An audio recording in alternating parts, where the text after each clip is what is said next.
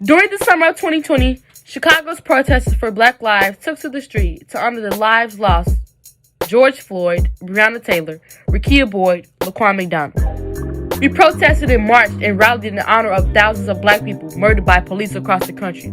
We protested downtown, in Hyde Park, uptown, and at the Circle, formerly known as Columbus. We demanded justice. We demanded an end to police murders.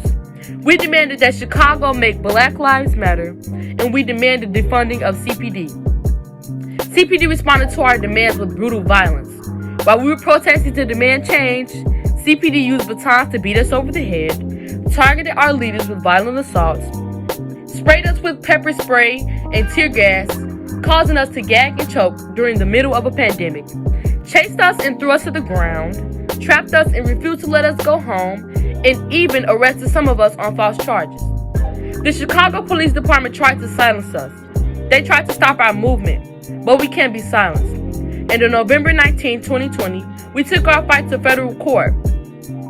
Protesters for Black Lives filed a historic lawsuit seeking to hold accountable the Chicago police officers who brutalized us.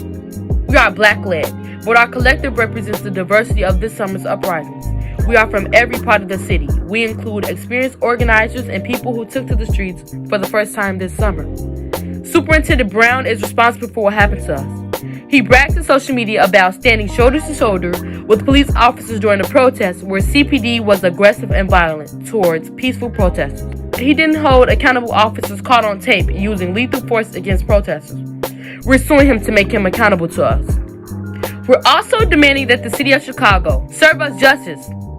Our lawsuit tells the history of the Chicago police, a police force that has always used violence to target and silence people demanding change, including the racial unrest of 1919, 1968 Democratic Convention, and the execution of Fred Hampton. CPD's legacy of violence continues to this day. A federal court monitor has documented that CPD ignores its own rules and violates its own policies. No wonder that CPD thought that they could get away with leaving protesters beaten and bloodied. They always get away with it. CPD hasn't changed for 100 years. CPD will never change. That's why we must defund CPD. That's why we need mental health providers and not CPD to show up when someone is in crisis. That's why we must establish the Peace Book, a youth-led peacekeeping initiative that's an alternative to the police.